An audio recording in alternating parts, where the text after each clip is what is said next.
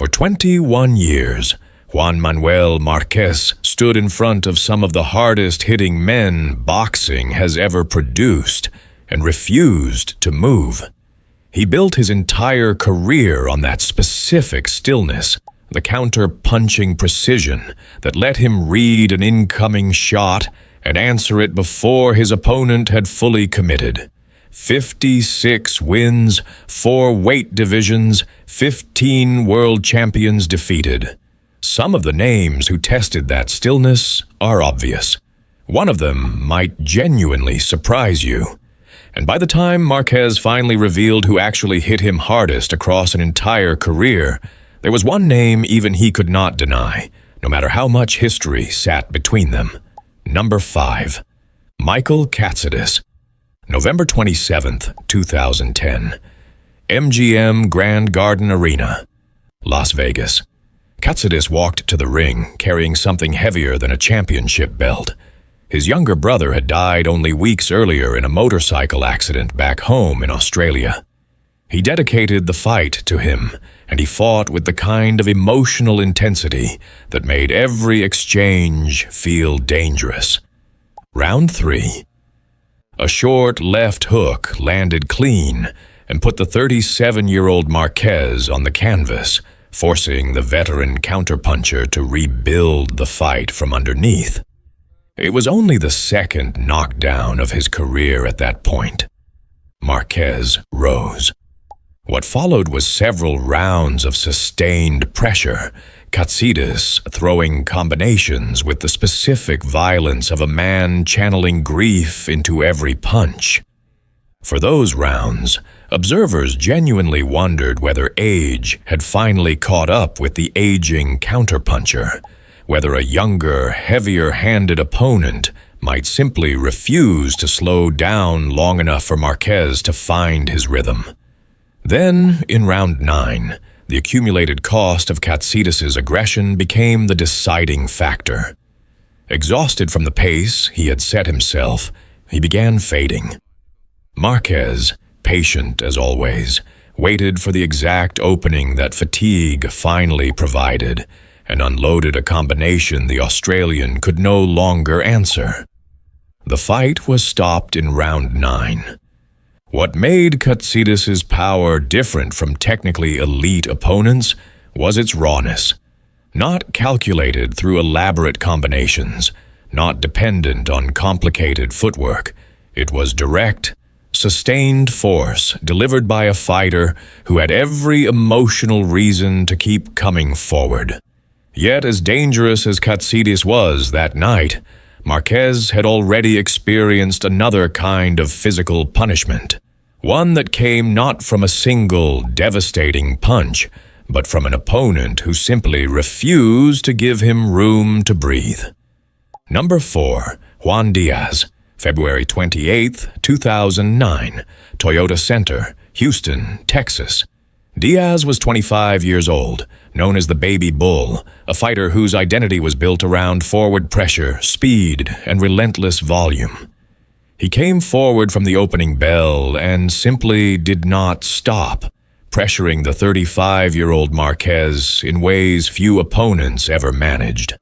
For much of the fight, Diaz forced Marquez backward, walking him toward the ropes and unloading combinations that made the counterpuncher fight exactly the kind of close-range war he typically preferred to avoid.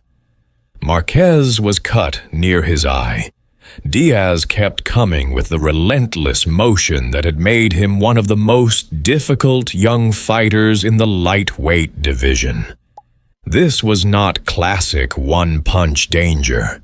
It was cumulative danger, the specific kind of threat created by an opponent who refuses to let you breathe long enough to think clearly. Then, in round 8, Marquez found his rhythm. A left hook stunned Diaz before the bell. In round 9, Marquez landed a devastating combination that dropped Diaz. He rose, but Marquez immediately followed with another sequence, finishing with a right uppercut that sent him down again. The referee waved off the fight. Diaz belongs on this list because his physical pressure amplified the effect of every punch he landed. He did not need to be a traditional one-shot knockout artist to make Marquez pay for every second spent inside the pocket. His punches arrived in combinations, from close range, while Marquez was constantly being forced backward. But Diaz wasn't the man who made Marquez feel the most danger when a single, clean punch actually landed. Number 3. Marco Antonio Barrera, March the 17th, 2007, Thomas and Mack Center, Las Vegas.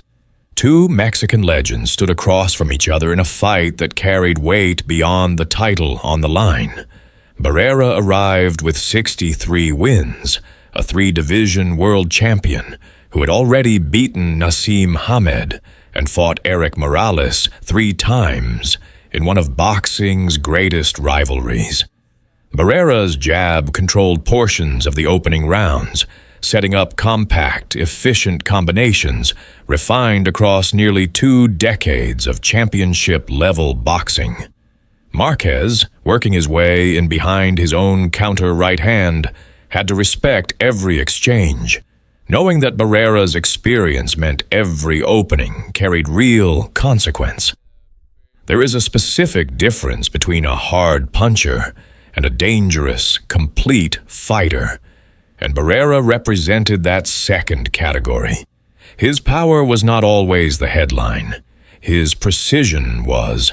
Every punch that landed carried the weight of a man who understood exactly where to place it, accumulating damage while never giving Marquez a comfortable rhythm. Marquez worked his counters into the pockets Barrera's combinations left open, gradually shifting the fight's momentum. The judges scored it for Marquez by identical scores of 116-112. This was one of Marquez's signature statement victories, the kind of fight that established him as more than simply a technically gifted counterpuncher. Against Barrera, every exchange carried consequences because the Mexican veteran had enough experience and accuracy to punish even a momentary lapse in concentration. And that is what made Barrera so dangerous. It wasn't simply how hard he could punch, it was how efficiently he could make a hard punch matter. Then came the man whose punches didn't just hurt. They changed the way Marquez had to fight. Number 2. Floyd Mayweather Jr., September 19th, 2009. MGM Grand Garden Arena, Las Vegas. This is the name that surprises people. Mayweather was never known primarily as a devastating one-punch knockout artist.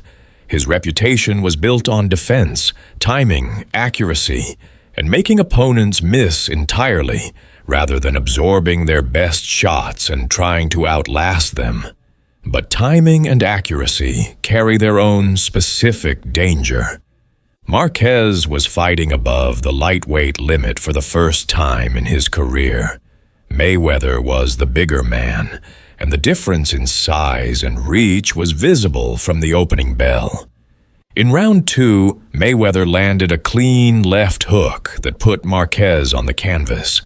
What made that knockdown different from the punishment Marquez absorbed against Katsidis or Diaz was the precision behind it. Not sustained pressure, not accumulated volume.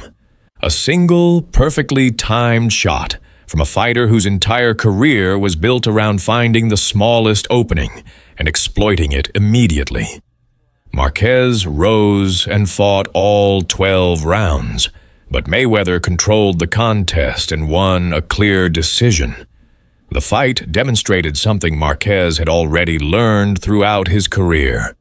Raw power is not the only thing that makes a punch dangerous. Accuracy changes everything. A perfectly timed punch can hurt more than a harder punch that arrives without the same precision. And although Mayweather's style was built around avoiding exchanges, the moment he found Marquez's opening, he showed exactly why timing and accuracy could be just as dangerous as brute force. But there was one man Marquez himself eventually identified above every other opponent when he was asked directly who had hit him hardest. Number 1. Manny Pacquiao. 4 fights, 12 years, 42 total rounds against the same man, a rivalry that began before either fighter had reached the absolute peak of his fame and ended with one of the most dramatic moments boxing had produced in decades. May 8, 2004. Their first meeting, Pacquiao dropped Marquez 3 times in the opening round alone. 3 knockdowns in 3 minutes against a man who had never been stopped across 11 professional years. Marquez rose from all 3. Then, he rebuilt the fight. Round after round, the Mexican counter-puncher began finding Pacquiao's movements, timing the Filipino's entries, and answering his combinations with precise counters. The fight ended in a split decision draw, one of the most remarkable recoveries of Marquez's career. March 15, 2008, the rematch. Pacquiao dropped Marquez again in the 3rd round and took a split decision after 12 competitive rounds. One judge had Marquez winning the fight, November 12, 2011, their 3rd meeting. Pacquiao won a majority decision that was loudly disputed by the crowd and by many observers. Marquez had again found ways to counter Pacquiao's attacks and remained competitive for 12 rounds. Then came December 8, 2012, the 4th and final meeting. Round 3, Marquez dropped Pacquiao with a right hand. Round 5, Pacquiao dropped Marquez. Both men were committing fully. Both men were landing the kind of punches that could end a fight instantly. Then came round 6. Pacquiao pressed forward, throwing the combinations that had made him one of the most dangerous fighters of his generation. Marquez timed him. A right hand, thrown precisely as Pacquiao was moving forward, landed directly on the chin. Pacquiao went down face first. He did not move. The referee waved off the fight. Juan Manuel Marquez had finally knocked out Manny Pacquiao. It was the single most dramatic conclusion of their 4-fight rivalry, and one of the most unforgettable knockouts in modern boxing. But the story becomes even more remarkable when you consider what Marquez later said about Pacquiao's power. When Marquez was asked in a Ring magazine Best I Faced segment who had hit him hardest across his career, he did not hesitate. Pacquiao. In all the fights I had, nobody hit me harder than him. That statement changes the entire meaning of their rivalry. The man who had knocked Marquez down 3 times in the opening round of their first fight was also the man Marquez ultimately knocked unconscious. The fighter whose speed and power caused Marquez some of the greatest problems of his career became the opponent Marquez studied for 12 years, searching for the perfect answer. And eventually, he found it. 5 names, 5 different kinds of danger. Katsidis, delivering raw, relentless power. Diaz, forcing Marquez into a war of constant pressure and combinations. Barrera, precise and experienced enough that every exchange carried real consequence.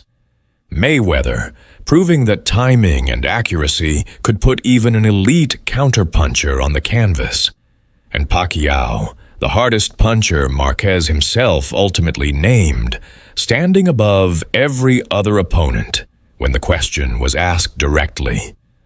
Marquez spent his career fighting men who wanted to hurt him, but the hardest puncher he ever faced was also the man who became his greatest rival. And ultimately, he became the man Marquez knocked out cold with one perfectly timed counterpunch. The irony could not have been more perfect. The fighter who hit Marquez harder than anyone else was finally defeated by the very weapon that had defined Marquez's entire career. Timing, patience, and one perfect right hand. If you want more deep dives into the untold stories behind boxing's greatest rivalries, hit subscribe. The best stories are still coming.